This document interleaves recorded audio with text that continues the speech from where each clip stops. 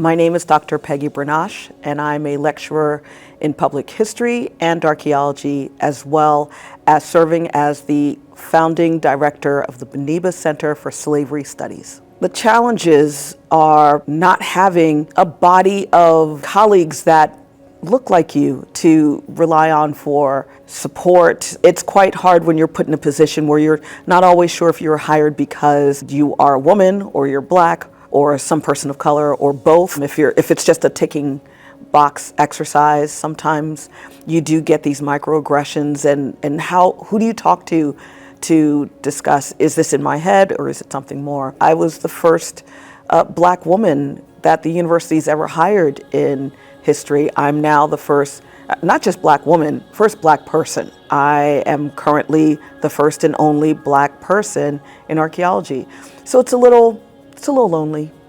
I probably would try to dissuade her. Actually, it depends on the day. If I'm struggling, in honesty, much of the time I would make sure that she has a very clear understanding of how hard that reality will be. We are trying to make sure that it's not as hard for the next generation that comes through. However, being that there's such a small numerical minority of Black scholars in academia in the UK in general is always going to be a challenge. And as long as they are aware and ready for that, I definitely suggest make sure you've got your therapist on hand, your mentors, and your support community. A support community is the only reason why I'm still in academia. And that community for me has been multiracial. So it's not just other people of color, it's not just Black people. It certainly includes many friends and colleagues that are white, but understand that while they personally cannot understand fully the experiences and the struggles I've gone through, they certainly wish and want to help me overcome them. The acceptance of Black history, the experiences, the accomplishments, the struggles of Black people in the UK is absolutely necessary to be embedded in the full understanding of British history.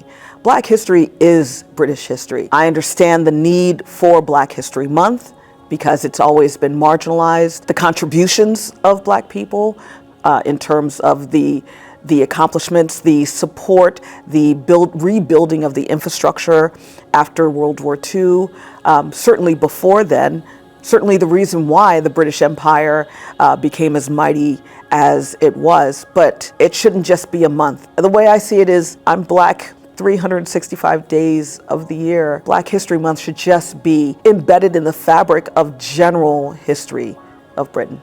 The university needs to make sure that their anti-racist agenda and strategies is not performative. It has to be embedded in so many different ways throughout the university, not just in terms of its relationship to students, but also its relationship with its lecturers, staff members, from top down. We have to be brave enough to call out racism when we see it, even if it's in a passive way, even if it's in terms of microaggression. We have to be able to explain, to articulate that these structures of racism are intertwined with other categories, with gender, with class, and various forms of status, as well as sexuality. Therefore, the experiences of one Black person or one person of color is not necessarily going to be on par with someone else's. We should be highlighting a sense of participation as an accomplice.